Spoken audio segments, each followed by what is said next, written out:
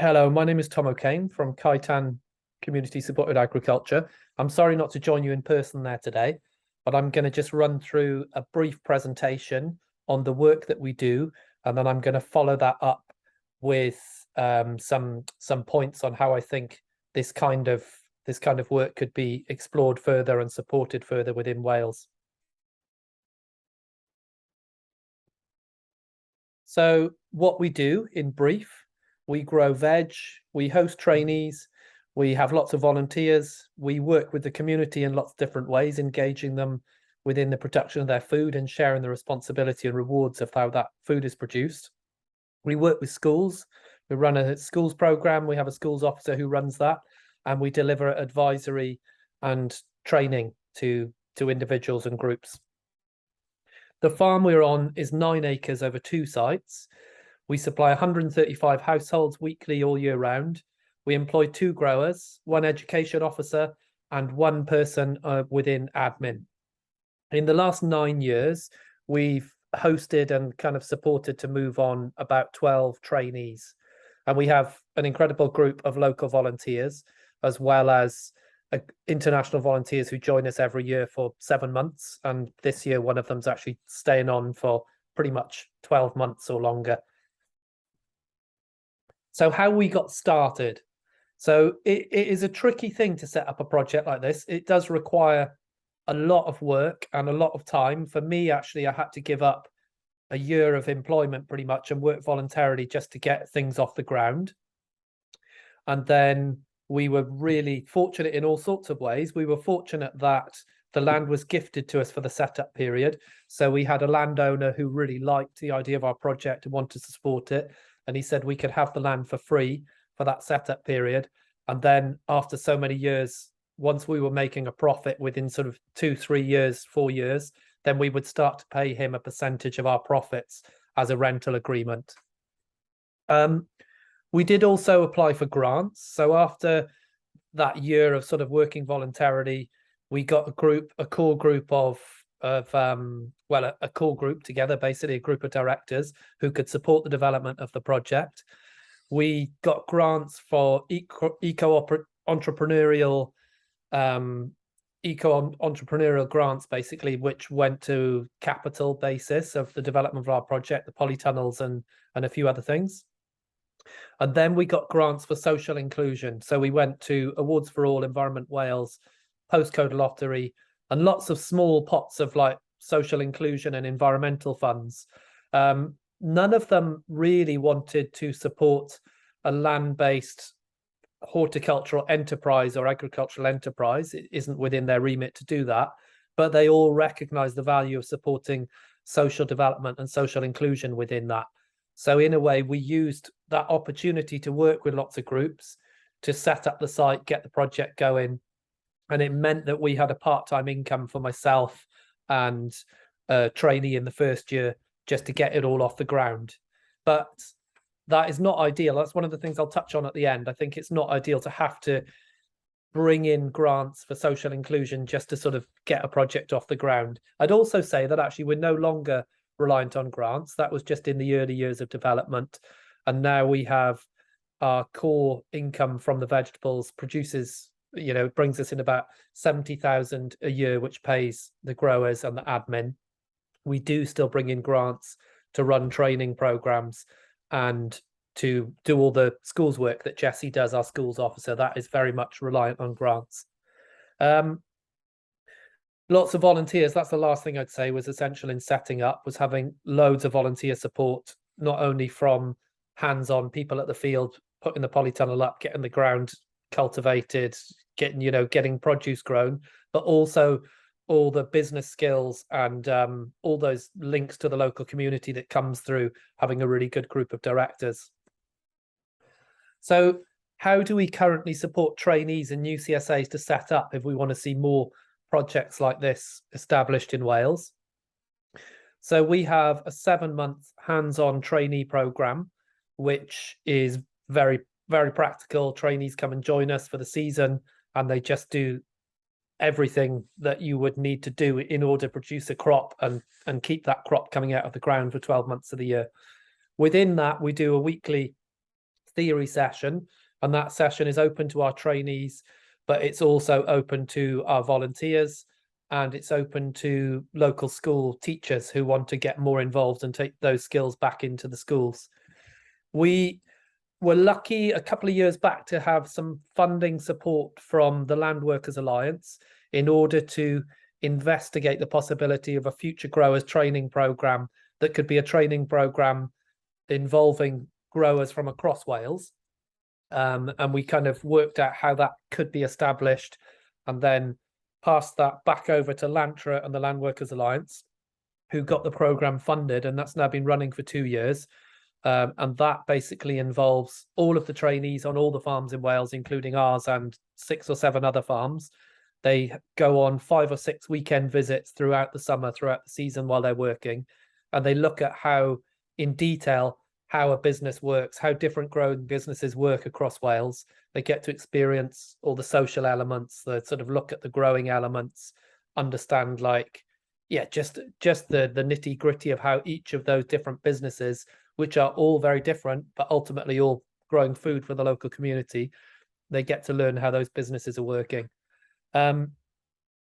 We have an ongoing mentoring support also for our trainees after they leave. So either we do that, well, generally that's funded. So we'll have that funded through the CSA network or the Land Workers Alliance or Social Farms and Gardens.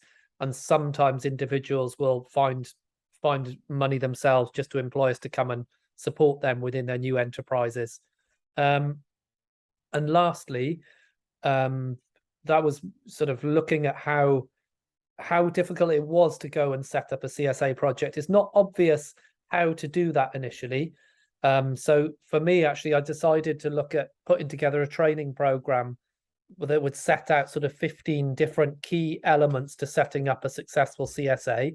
And I had that funded last year, and we had 15 people from all across the UK who came and joined us for that. That was an online training, so it ran 3 times a month right through the winter months, so about 15 or 16 sessions, something like that, where we bring in CSAs, people from CSAs all over the country to talk about their social structure, their business structures, their methods of growing, their methods of saving water, whatever it is. We sort of bring them all together online, and then we can teach that group of people. This year, that's been handed over to the UK CSA network, who are administering the program and working in partnership with us. So then they'll employ us to deliver the program through this coming winter season. So yeah, there are growing opportunities for trainees and UCSAs, but nowhere near as much as there needs to be. So this is, I'm just going to shift my little box of me out the way. So what do we need to support more projects like Cae Tan? How do we get more people inspired to grow food for their local communities across Wales, to engage local schools, to engage their local communities within that? And each of them could be training up more people and creating more training opportunities. So I'd say the key elements: we need funding to pay trainees time to learn on the farm, and ideally we would have the 7-month training program like we currently operate, which allows people to sort of investigate, okay, this is something I think I'm interested in. Do I really want to do this? I'm going to give up 7 months, but during that 7 months, I think we need those people to have some kind of income support.